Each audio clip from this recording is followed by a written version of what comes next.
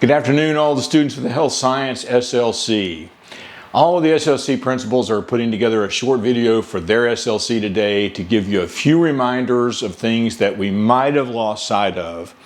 So let's start with dress code.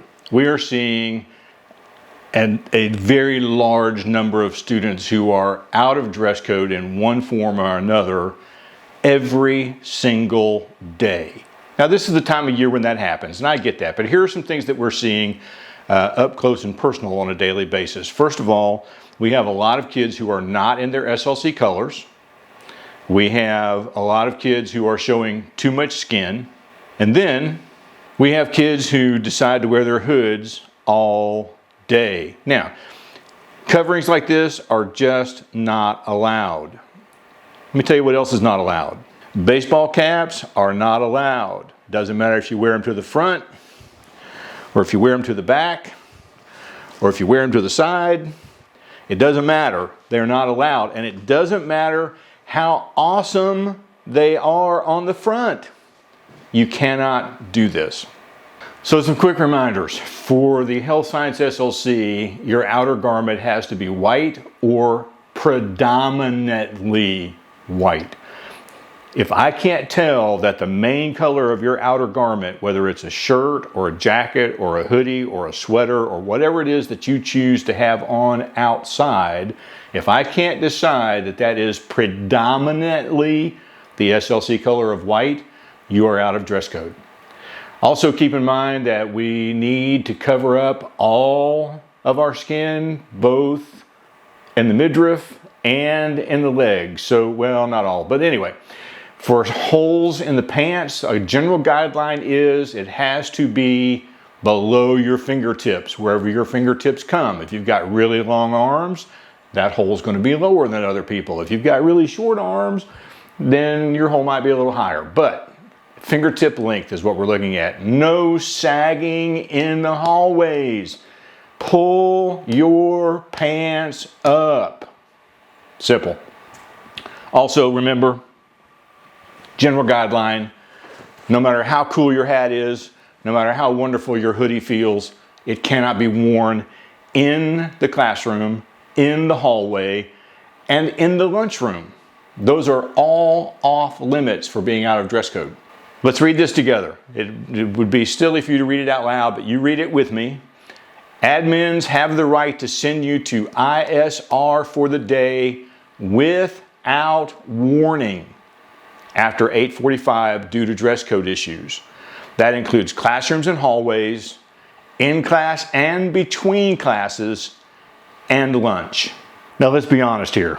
If I sent every student to ISR every day that I saw out of dress code in the hallway, regardless of what SLC they're in, ISR would have to be held in the gym, because that's how bad the dress code problem is.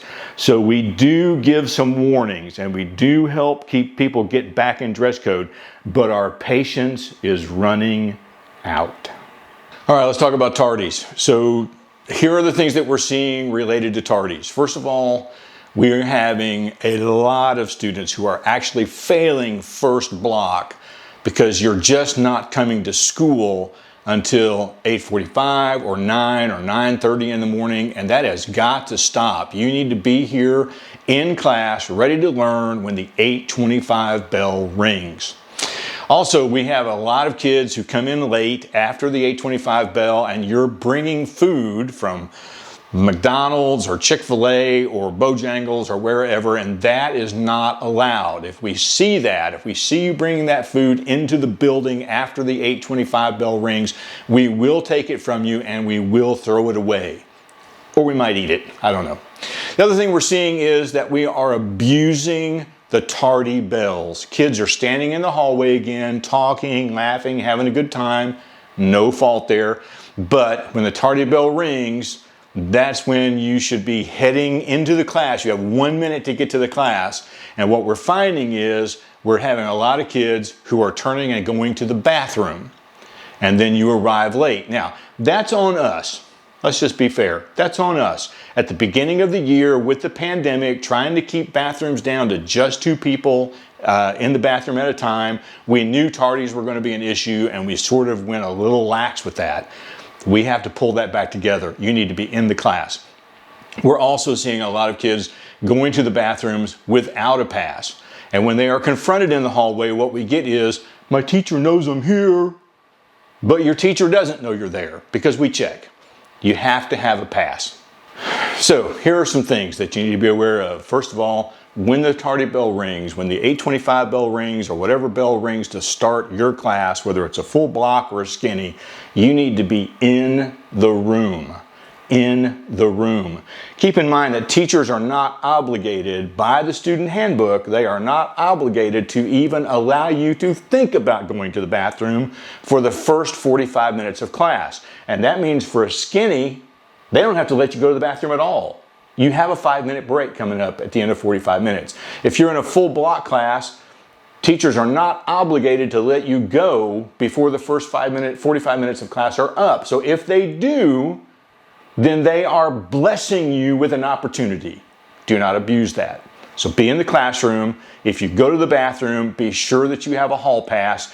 Every floor this year has a different color hall pass. And we know that if you have a particular color in your hand, that means you were released by a student on the first, second, third, or fourth floor, and you need to be in the bathroom on the floor that your colored pass was written on. So here are the consequences. First of all, this is not the first tardy. This is the first referral. So your teacher may let you be tardy 3 or 4 or 5 times. Some teachers aren't doing anything until the 25th time, which is unacceptable. But once the teacher has written the first referral, okay? The first referral means that it's going to be a teacher call home to the parent to see if we can help you get to class on time. The second time a referral is written, there will be an administrator calling home to let them know. And the third time that a referral is written, we will have RLC for the day. And the fourth time that a referral is written, we will require a parent conference. Then that will be either by Teams meeting or on the phone with you and a teacher or in person. But the parent will have to be in a documented parent conference. And the last reminder we will give you today is cell phones. I love my cell phone. You will see me, I don't have it on me, you will see me in the hallway on my cell phone. You will see me in my office on my cell phone. I love my cell phone. You love your cell phone. But here are some problems that we're seeing. I walked into a classroom the other day to do a pop-in on a teacher, and I sat behind a student who was having a FaceTime call with another student who was at home. Who does that? We're also seeing texting going on in class. We are seeing all kinds of things going on as far as even students who are like, excuse me, I have to take this call. I'm gonna step out in the hallway. No, you don't have to take the call. You don't. Even if it's your parents, you don't have to take the call. They should know better than to call you in the middle of class. And you certainly don't have to take a call from work or your friends or whoever. Class is class. Put your cell phone away. And the last thing that we're seeing is students taking videos of other students and teachers. Now here's the thing. If you are taking a video of a fight in the school building, we certainly appreciate the fact that we get a front row seat to that fight when we do a disciplinary hearing, but you're going to get 4 days out of school suspension for taking an unauthorized video of another student or a teacher in the building. 4 days out of school, no questions. So here's the thing about cell phones. First of all, they are supposed to be used for instructional purposes only. If a teacher needs you to use a cell phone for instructional purposes, that is the teacher's discretion. In addition to that, there is some leeway. If the teacher decides to let you listen to music while you're doing personal work in class, individual work at your seat, again, that is a teacher discretion about how to use your cell phone. But if you are abusing the privilege of your cell phone in class, the envelope is non-negotiable. I don't care when you come to my office, I don't care that your story is 17 other kids in class had their phones out. I don't care. I don't care that 7 other kids were texting all people all the time during class. I don't care. The teacher saw you. The teacher gave you an envelope. Your obligation is to put your phone in the envelope. The teacher will take that envelope to the front office and you can pick it up at the end of the day. If you refuse to take that, then you will be sent to me. at which time I will take the phone and I will take it to the office and I will put you in ISR at least until the end of that class period. And if you refuse to give me the phone, then we're looking again at either ATS, alternative to suspension, or an out-of-school suspension from anywhere from 2 to 4 days. Is your phone really worth that? I don't know. Maybe it is. Bottom line is, we want you to finish strong. Finish the year strong. Now, go out, be a good human, do the right thing. We'll see y'all later.